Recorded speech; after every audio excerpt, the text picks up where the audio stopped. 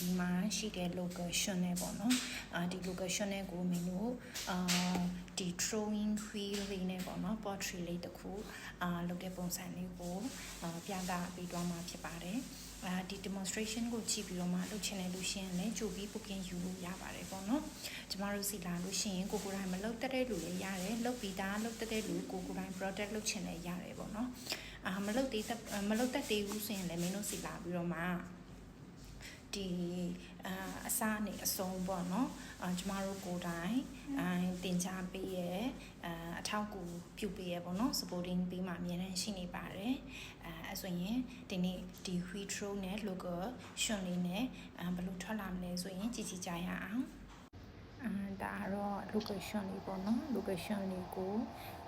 drawing tree ပေါ်မှာတင်ပြီးတော့မှပထမဆုံး step ဒီမင်းတို့ဒီcentering လုပ်မယ်ပေါ့နော်ရှင်တတော်ကိုဒီပေါ်မှာညင်သွားအောင်စက်ပေါ်မှာညင်သွားအောင်ညင်လေးနဲ့သူလဲသွားအောင်ပေါ့နော်အဲ့ဒါလေးကိုအရင်ဆုံး center ကြအောင်အရင်လုပ်ရပါတယ် center မကြဘူးဆိုရင်တော့မင်းတို့ဒီဘယ်လိုပြောမလဲကိုပေါ်ချင်တဲ့ပုံကိုရနိုင်မှာမဟုတ်ဘူးပေါ့နော်သူမငြိမ်တဲ့အတွက်ကြောင့်မို့ကိုပုံပေါ်ချင်တဲ့ဟာလေးတွေကတိတ်ပြီးအဆင်ပြေမှာမဟုတ်ပါဘူးအကြောင်းလို့ center လုပ်တဲ့ချိန်ဒီကျမတို့ product တစ်ခုလုပ်တဲ့ဟာကိုအချိန်ရဲ့ 80% ဆိုရင် center လုပ်တာဟုတ်ပဲအဲ့ဒီအချိန်မှာကုန်ဆုံးမှာပေါ့နော်ဒီ center လုပ်တာကတော့တကယ်ကိုစိတ်ရှည်ပြီးတော့မှစိတ်ငြိမ်ငြိမ်လေးအေးအေးလေးနဲ့အရင်ဆုံးပုတ်ပုတ်ပါလေးနဲ့လုပ်မယ်ပေါ့နော်ပုံမှန်ကတော့သူကအားလေးနည်းနည်းတော့ထည့်ပေးရတယ်ပေါ့နော်ဘာလို့ဆိုသူမှာကျဉ်းလက်မှုတွေရှိတယ်သူဒီရှင်တုံးကတော့သူကပျော့ပြောင်းပေးမယ်ပေါ့နော်အတိုင်းအတာတစ်ခုထိတော့သူလည်း strong ဖြစ်တယ်ကြည်ကြက်လေးလေးနဲ့ရှိရပေါ့နော်မင်းတို့ဒီ centering လုပ်တဲ့ process မှာကျတော့အဓိကဒီ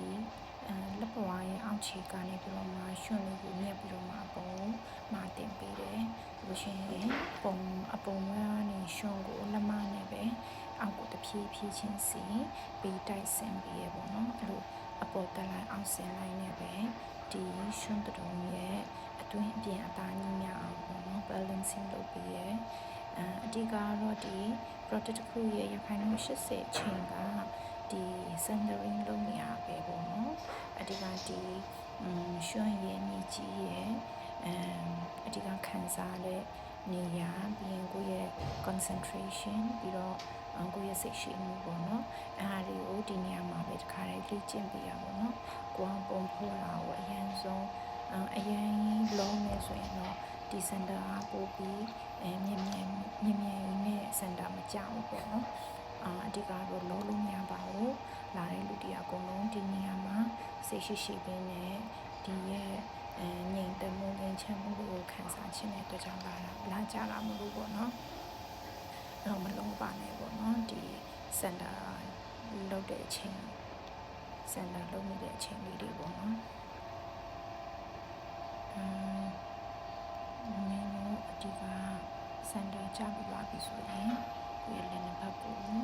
ဒီလက်မနှစ်ဖက်ထိပ်ကိုအရင်ဆုံးရွှွန့်ရဲ့အပေါ်မှာထားပြီးတော့မှဖြီးချမှာပါဖြီးချပြီးပြီဆိုရင်ကိုလှုပ်ချင်တဲ့ကိုခွက်ပကံစတဲ့ပုံတရံဖော်ရအောင်အပေါက်ဖောက်ရမှာပါပေါက်ဖောက်ပြီးဆိုရင်ဒီရွှွန့်ရဲ့နန်းရံတာအထူပါညအောင်အရင်ဆုံးညပါမယ်ညပြီးဆိုရင်တော့ကိုလိုရပုံလေးကိုဖော်လို့ရပါပြီဒီမှာဒါလေးကတော့မင်းတင်နေဘာရင်မဟုတ်ပေါ့နော်ဒီ demonstration ကိုပြပြီးဖို့လုပ်လိုက်တဲ့ product လေးပါဒီဟာလေးတွေကမနေ့ကမှဖုတ်ထားတဲ့ customer တွေလုပ်ထားတဲ့ product လေးတွေဖြစ်ပါတယ်တကယ်အရင်ချစ်စရာကောင်းပါတယ်ပေါ့နော်